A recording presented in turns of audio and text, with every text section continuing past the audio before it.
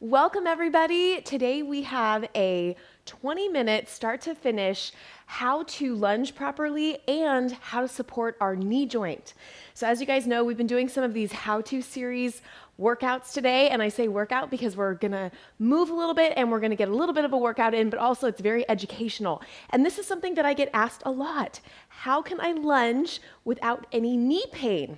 So right off the bat, we're gonna do a little bit of an education on what you want to be looking at when you're looking at your own body. So let's do a little bit of a single knee balance assessment. So I want you to go ahead and find even footing. And if you want to do this barefoot, even better. We want to find a really nice grounding. And I just want you to simply lift a knee and notice shifts in your body. Notice where the balance, where the opportunity is to improve balance, and just in general, the differences between each side. So go ahead and stand up nice and tall. And I just simply want you to lift one knee up.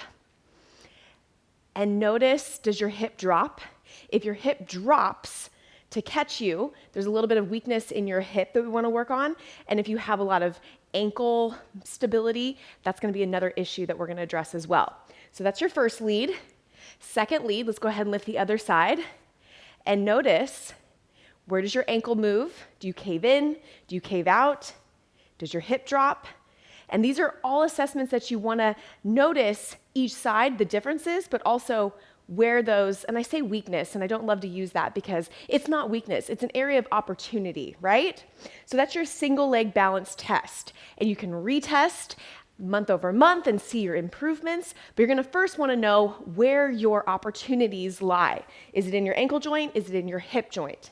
So that's number one. Number two, we're going to do a little bit of a squat assessment. And I know today we're going to focus on lunges, but when you do your squat assessment, you're also looking at both your knees at the same time to see where the opportunity lies to support your knee joint. Because a lot of times when we feel pain in certain joints, whether it's our knee, our shoulder, it's often muscle imbalances. One muscle is a little bit more tight, another muscle needs to be strengthened a little bit more. So we're gonna do that, and we're gonna focus on where our knees go when we go into a squat. So go ahead and take those feet a little bit wider than hip distance apart.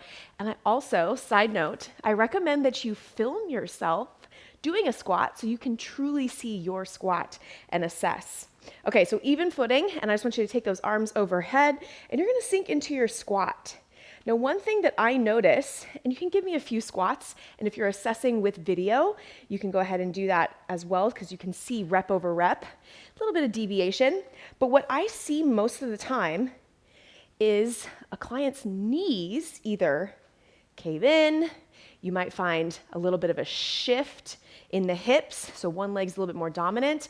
And then there's a little thing called a glute wink, and that's gonna be in the base as you come down.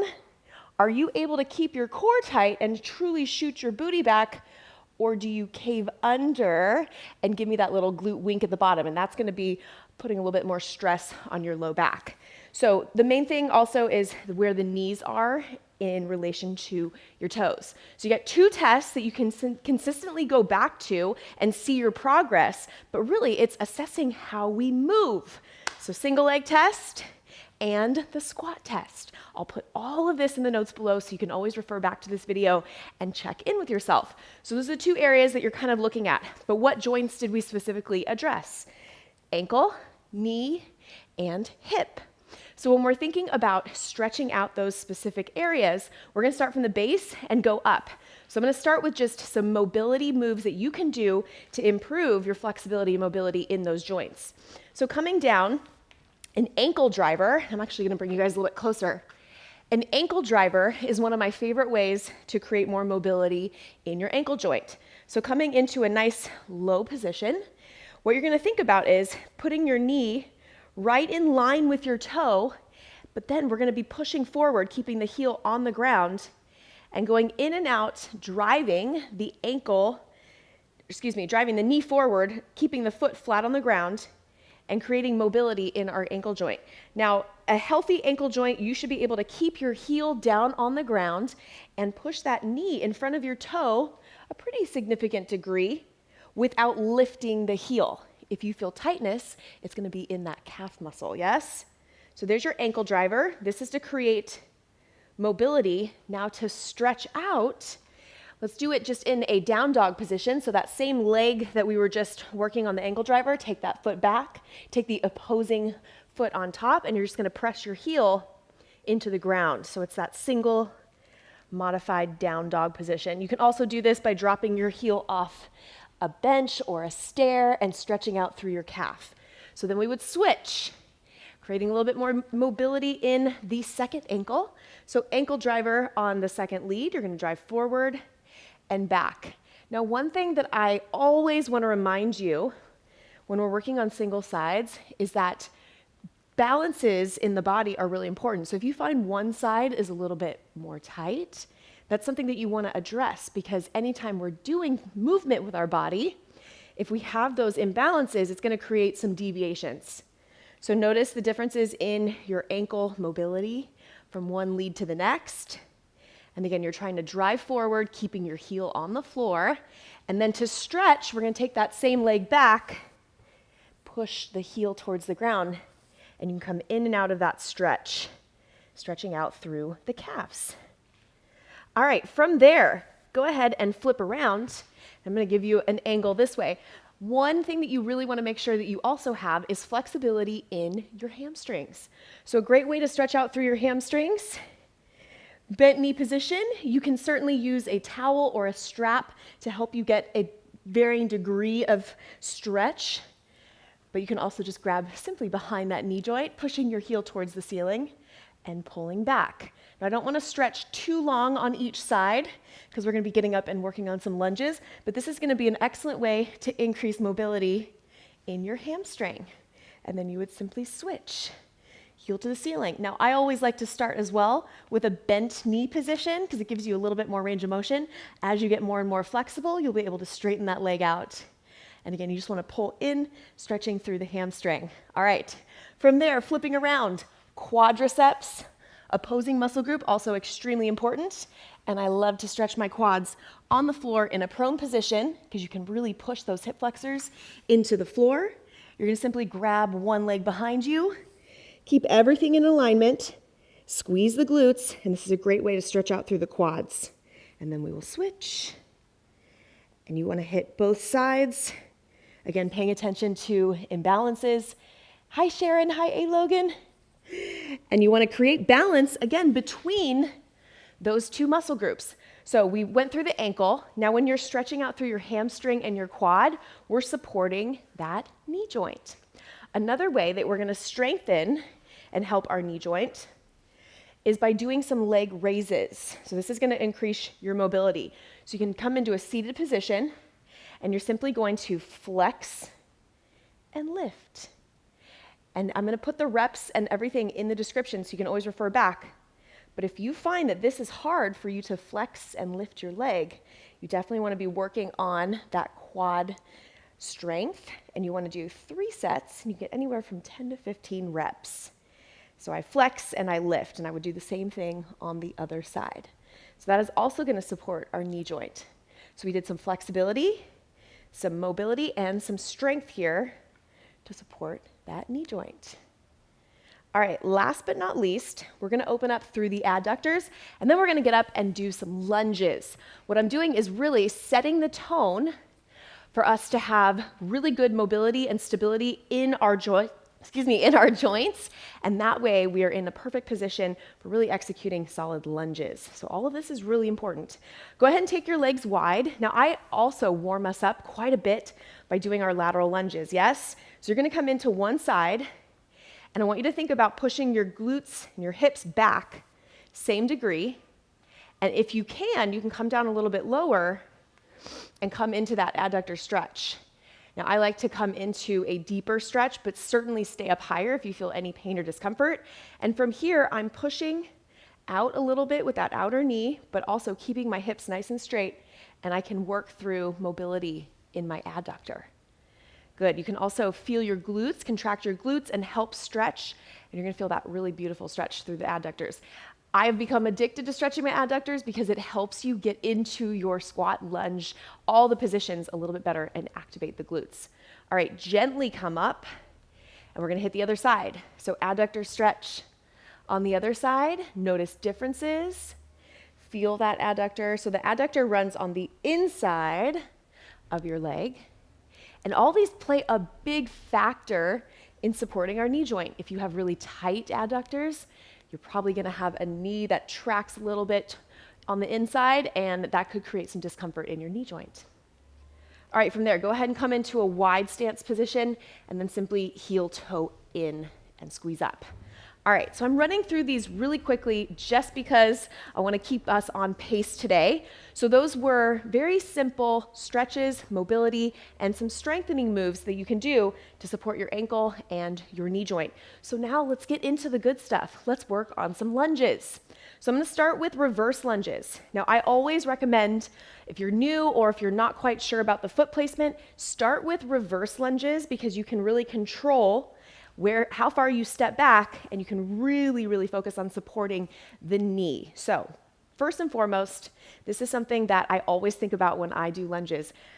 You're standing on 2 train tracks, right? So my feet are on 2 different train tracks. Don't cross train tracks unless we're doing X lunges, but you're going to another track. So think about keeping your feet on separate train tracks the entire time. So hands on your hips just keep you in a really nice position. I just want you to step back with your first lead side, but stay on the same track.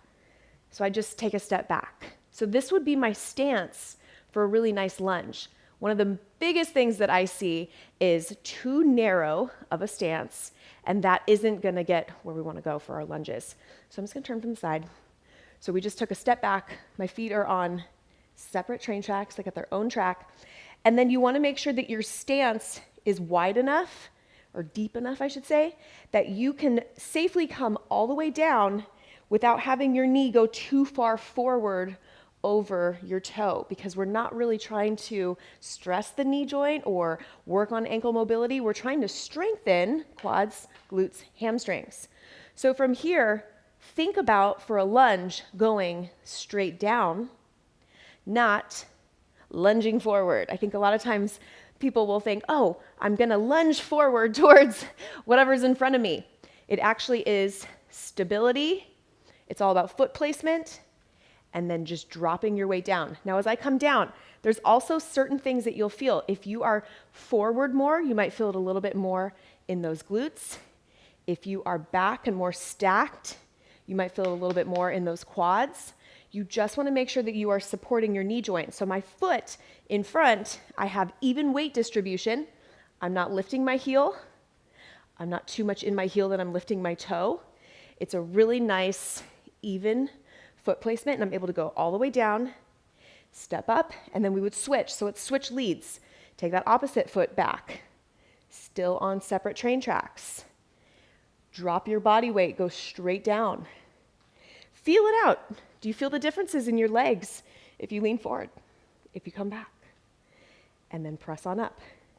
So I would also recommend, we're going to do a set of 20 right now together, I would recommend doing body weight lunges as you're practicing the form, and only add resistance, dumbbells, if you feel like you have your form locked. So let's go ahead together. Let's do alternating 20 total lunges. Also, if you want to counterbalance, you can take those arms forward and as you step back. So there would be 1, and let's do this together. Step back, give me a little bit of a pause at the bottom, and just really go inward. Think about connecting your mind to your muscle, and you want to feel quads, glutes, hamstrings. Step back and press up. Now, when we did that ankle mobility test, the ankle stability test, if you felt a lot of wobbling, you might start to feel that also show up right here, right? So that's another reason to be stretching out the calves, working on that ankle mobility. And then as you get into this even more, you're working on stability. Good, keep going. So reverse lunges are going to be my number 1 suggestion if you are new to lunges or you're not quite sure and you want to practice that foot placement. Good, so depending upon where you are, let's do 6 more. Good, thinking about quads, glutes, hamstrings. As you know, when we work out together, mindless exercise is not what I recommend. You want to be really connected and thoughtful in your movement, so be thinking about where you feel it, making tweaks. Give me 2 more. Film yourself practice form. Good. And shake it out. So that is your reverse lunge.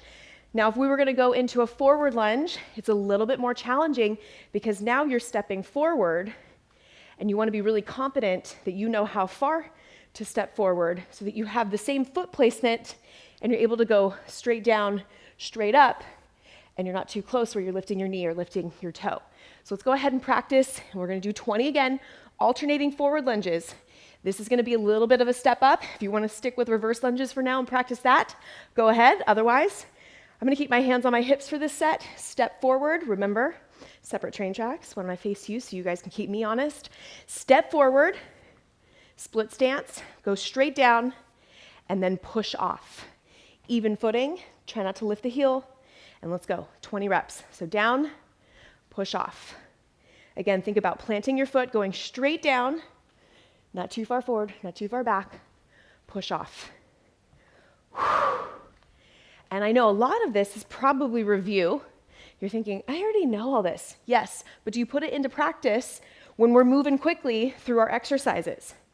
The more you practice it in this type of setting, and you're really connecting mind to muscle and establishing the movement pattern with your body in a very thoughtful way, the better it's gonna be when you're in a workout and you're moving quickly.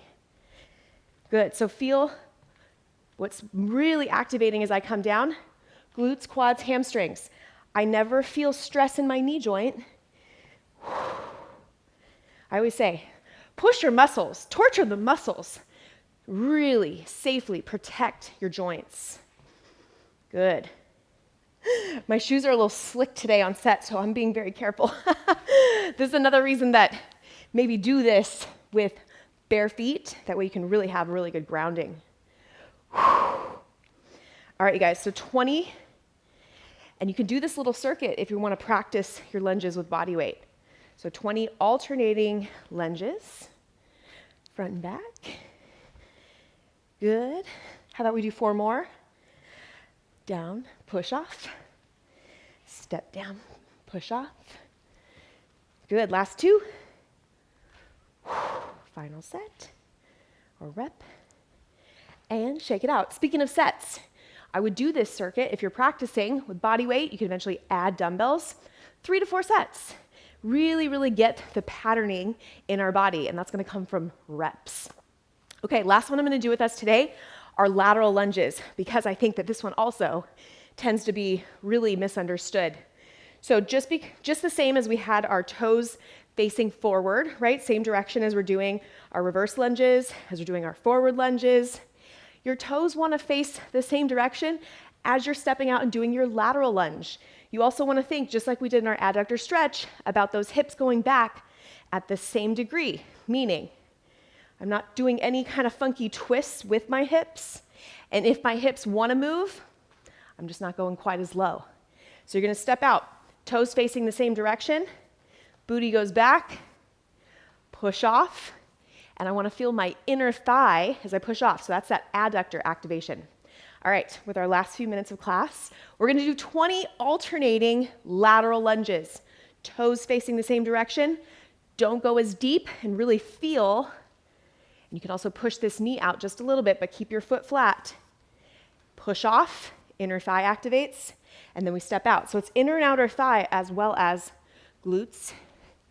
Speaking of glutes, as you sink in, I want you to feel your glutes activate, and then push off. There's your adductor, adductor, and then abduction